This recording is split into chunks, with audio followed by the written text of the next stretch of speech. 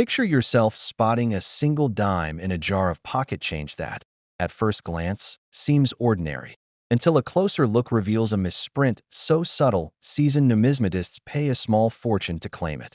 Today we're shining a light on two Roosevelt dimes, 1996 and 2004, whose minute-minting quirks transformed them from spare change into headline-worthy rarities.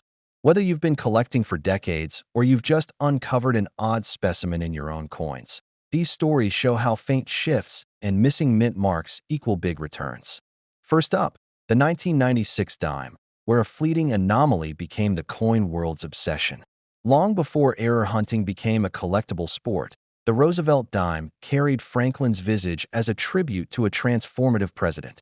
Struck annually since 1946, the design, Roosevelt's bust flanked by a torch, olive branch, and oak sprig, remained unchanged into the 1990s.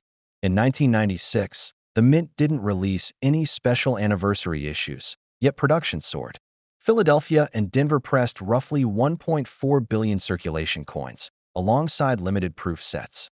Amid all those identical discs, an elusive few slipped through inspectors with imperfections that sent collectors into a frenzy. Roosevelt's profile on the obverse and the intertwined branches on the reverse appear identical across every dime of that year. Mint marks P or D sit just above the date by the torch's base. But in error specimens, tiny details tell another story. Certain examples show faint doubling of letters and mottos like "I in God We Trust," or the date numerals themselves. In others, planchets weren't centered within the collar, producing broad strikes where design elements look stretched or incomplete.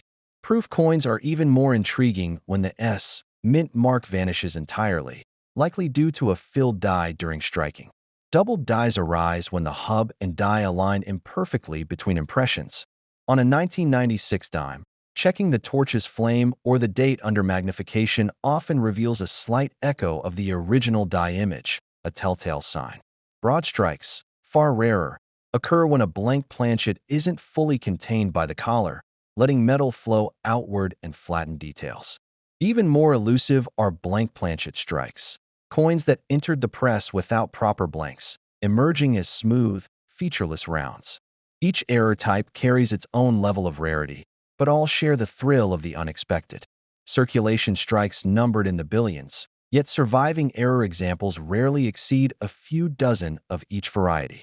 Missing mint mark proofs are even more scarce. Often only a handful have surfaced in collections and auctions. That steep production-to-error ratio makes each find feel like unearthing buried treasure. Sliding into the mid-70s, the 1975 dime began life amid a different set of challenges at the U.S. Mint. After a decade of clad composition, demand for pocket change remained high as the economy shifted and coin shortages flared in several regions. Philadelphia and Denver pressed millions of these dimes into circulation, while San Francisco focused on immaculate proof strikes for collectors. It seemed an unremarkable issue at first glance. Same Kennedy portrait, same fasces reverse. But as history would show, tiny mint floor hiccups and experimental strikes turned a routine 10-cent piece into a playground for errors and rare varieties. From the moment the first planchets rolled under the new dies, mint workers noticed subtle differences in metal flow and die contact. Midway through production, technicians at Denver experimented with slightly different die clearances to improve image sharpness, leaving behind a small run of business strikes with unusually bold lettering and deeply struck hairlines above Kennedy's ear. At the same time, San Francisco's proof operators tweaked polishing procedures, producing a handful of ultra-deep cameo proofs that contrasted strikingly against frosted devices. None of these adjustments were officially recorded in annual reports, but today they're keys to unlocking a spectrum of collectability few expect from a 1975 dime. Spotting the bold hair, Variety starts with a close look at the obverse. Standard 1975 dimes feature moderately clear strands of hair above the forehead, but the bold hair pieces show extra deep grooves and stronger relief around Kennedy's temples. On genuine examples, each individual hair strand is sharply defined and casts a fine shadow under direct light. Contrast that with a normal strike, where the hair can look slightly flattened under the same conditions. Combine that feature with ultra-sharp rim borders, so crisp that the denticles around the coin's perimeter seem almost serrated, and you've narrowed down a true Denver Bold hair strike. Only a few dozen are known in business strike grades, making MS-65 examples a prized find. Even more elusive are the proof cameo dimes from San Francisco. Regular proof 1975 dimes have smooth, mirror-like fields and frosted raised elements. But these cameo proofs take that dialed effect to another level. Imagine a dime that, under magnification, presents a silvery, mirrored background so flawless that your face reflects in it, while Kennedy's profile and the fascie's reverse pop in frosted white relief. Early pieces of this variety were mistakenly shipped to dealers as new proofs in small lots before the mint caught the mix-up, creating a handful of off-register presentation cards now valued for their mystery and rarity. Repunched mint marks also claim a spot in the 1975 dime era roster. At Philadelphia, where mint marks were reintroduced only a few years earlier, some workers hand-punched the P twice, slightly offset on the die. The result is an obverse mint mark that looks subtly blurred or doubled, most visible under low magnification around the left edge of the P. Authentic RPMs from 75 are scarce. Official records hint at only a dozen or so discovered in mint submission sets.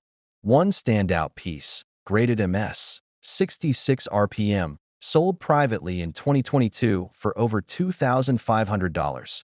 Thanks to its unusually clean fields and sharply defined secondary punch impressions, can lie a story that stretches from secret mint experiments to six-figure auction podiums.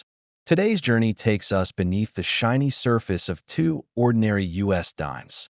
First the 1965 issue, and later the 1975 edition, to uncover how minor tweaks, hidden errors, and a bit of luck can transform 10 cents into treasure.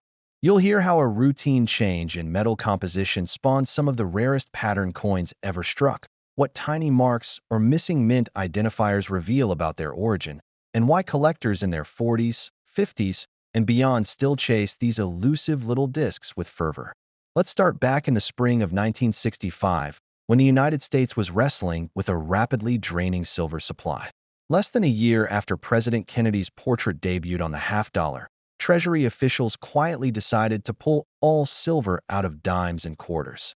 The sudden switch to a clad sandwich of copper and nickel layers meant that every single 1965 dime traveling through America's pockets would look just like its predecessor, except it wasn't silver anymore.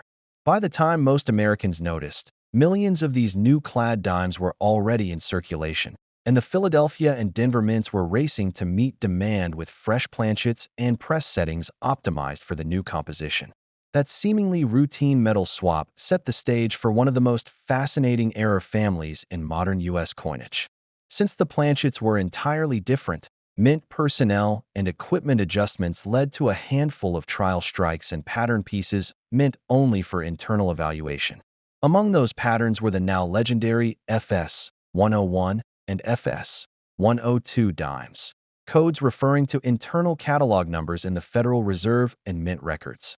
Only 3 FS 101 specimens and a similar tiny group of FS 102 pieces are known today, and they're distinctive because they were struck on the old silver planchets by mistake, complete with the new clad obverse die bearing Kennedy's profile.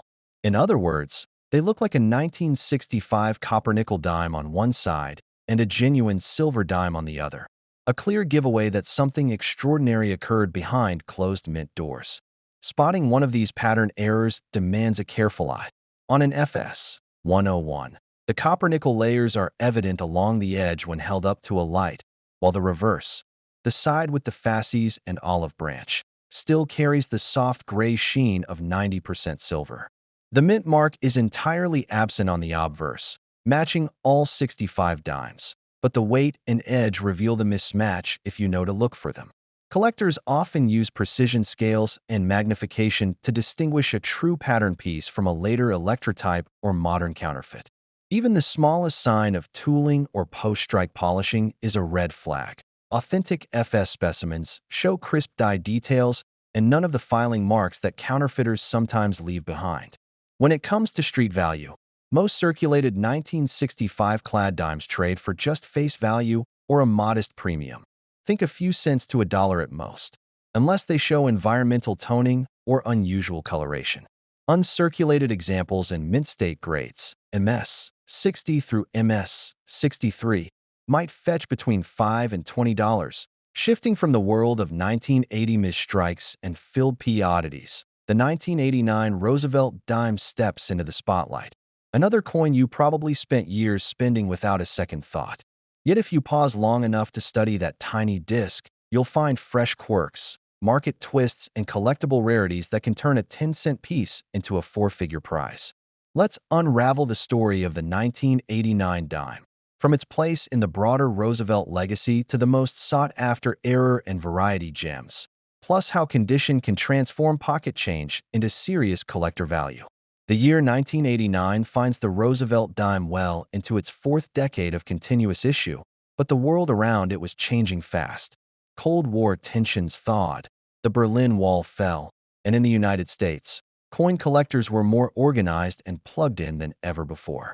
The American Numismatic Association reported rising membership, new grading services emerged, and hobbyists began hunting for modern varieties in earnest. Within that context, the humble dime, long overshadowed by silver issues and older classics, suddenly drew fresh attention. Collectors realized that modern errors and minor die varieties, once shrugged off, could be scarce in high grade and demand real premiums. On the surface, a 1989 dime looks familiar. FDR's determined profile on the obverse, the date and mint mark hugging the rim, the reverse torch olive oak motif unchanged since 1946. But that very consistency makes any deviation all the more striking. In 1989, Philadelphia and Denver each struck over 850 million dimes, while San Francisco-proof dimes numbered in the low millions. Hunt through a bag of circulation pieces, and you'll mostly see fully centered, well-struck examples. Yet lurking among those millions are off-center strikes, doubled dies, repunched mint marks, and die cracks.